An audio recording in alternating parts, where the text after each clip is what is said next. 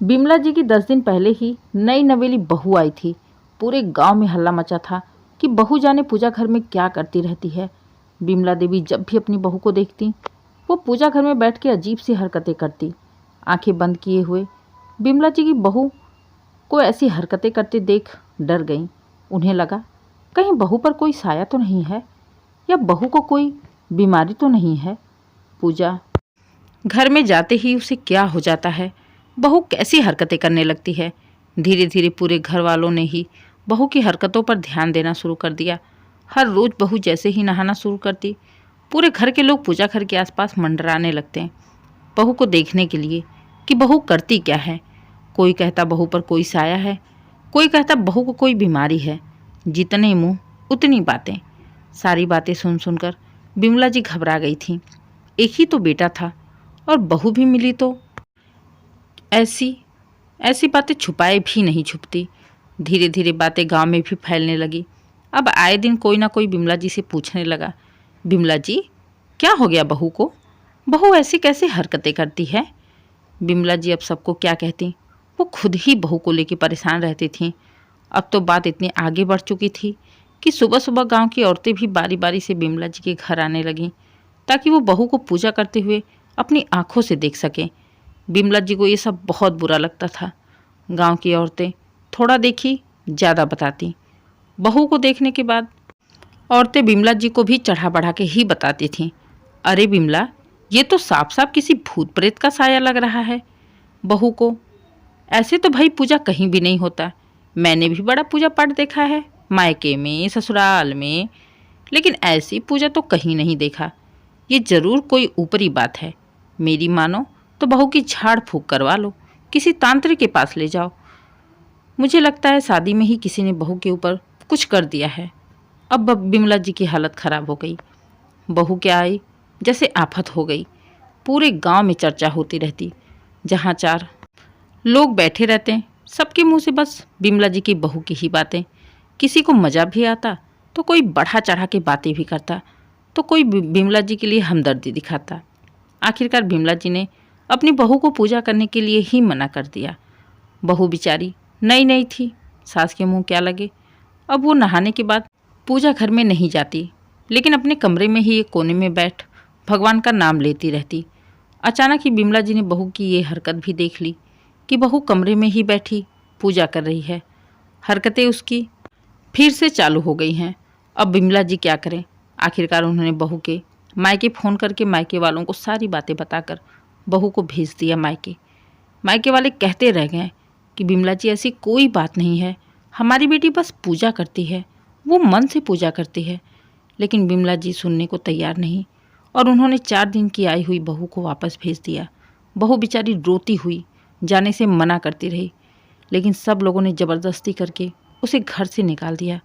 गांव में जैसे खबर मिली कि बिमला जी ने अपनी बहू को मायके भेज दिया है, तो कुछ औरतें बिमला जी के पास सहानुभूति के लिए आ गईं और सांत्वना देते हुए कहने लगीं, अरे बिमला, तुम अपने बेटे की शादी इस बार अच्छे से देख सुन के करना, ऐसे ही कोई मत उठा लाना।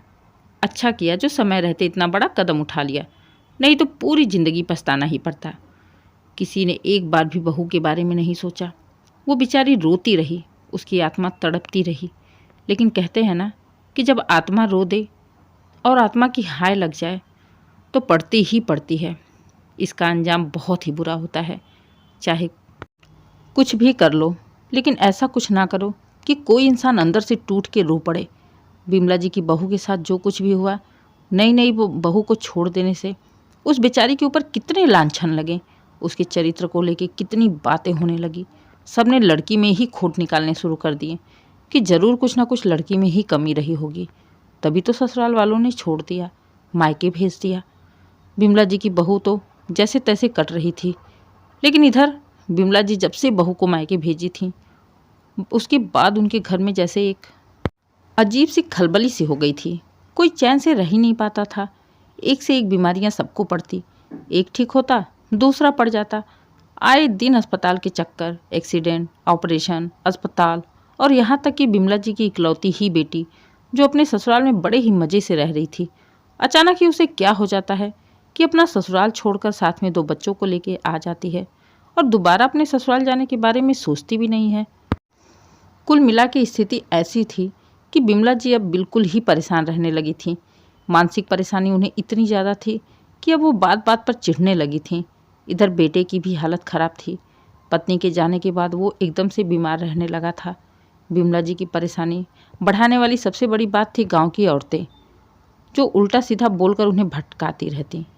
उनमें से किसी बुद्धि काकी ने कहा, अरे बिमला, ऐसा लगता है तेरी बहू जाते जाते पूरे परिवार पर ही कोई टोना टोटका करके चली गई है। एक काम कर, मैं एक बाबा को जानती हूँ, बड़े पहुँचे हुए संत हैं वो, उनको अपने घर में बुला। वो तेरा घर देखकर बता देंगे कि आखिर हुआ क्या है, अचानक से सब कुछ उल्टा सीधा कैसे हो रहा है। तेरी बहू को भेजने के बाद से तुम्हारा पूरा परिवार परेशान है। औरत जात का दिमाग चारों ओर भागता है। बिमला जी को भी कई बातें सही लगी और अगले दिन बाबा को बुलाया गया। बाबा ने घर में कदम रखा, आंखें बंद कर ध्यान लगाया और जैसे ही आंखें खोली तो गुस्से से बिमला जी को देखते हुए बोले, क्यों रे बिमला, तूने अपनी बहू के साथ क्या किया? बिमला जी डर गईं। बाबा जी के सामने हाथ जोड़ते हुए बोली, बाबा जी, हमने तो कुछ भी नहीं किया है।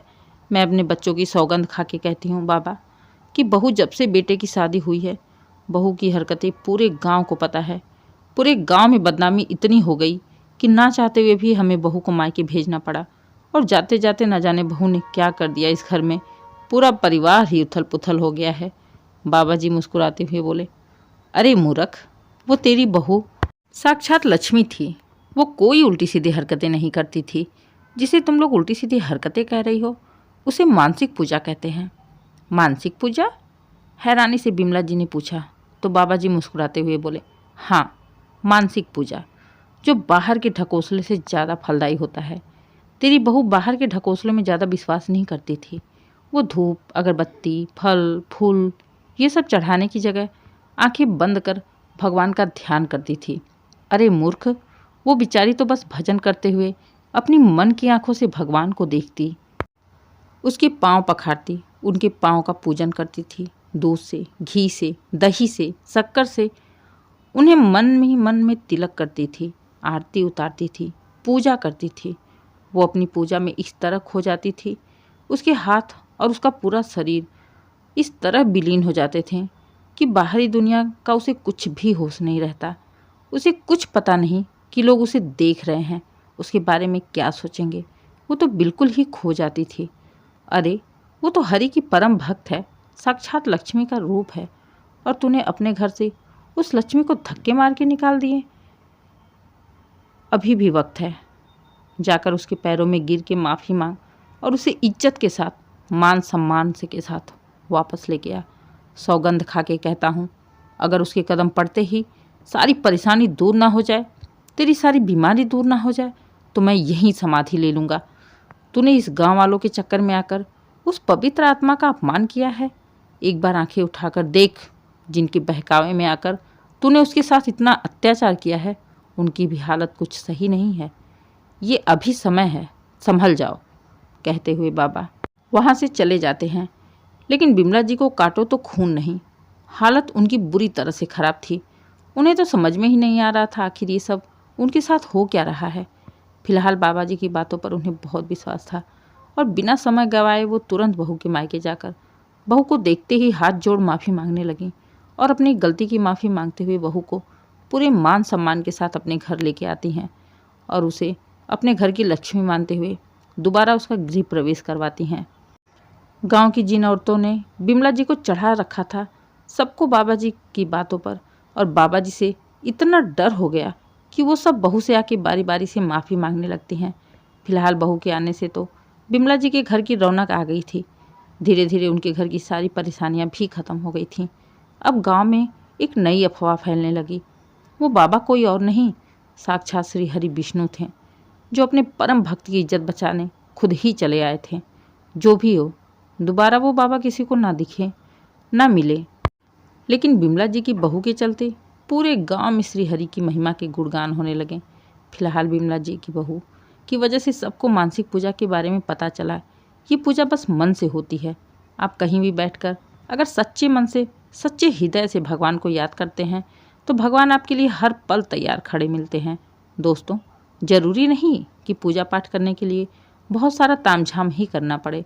अगर आपका मन साफ है, आप 24 घंटे में 1 मिनट भी सच्चे मन से अगर भगवान को याद कर लेंगे तो भगवान हमेशा आपके साथ खड़े रहेंगे। आपके साथ कोई भी अनहोनी नहीं हो सकती।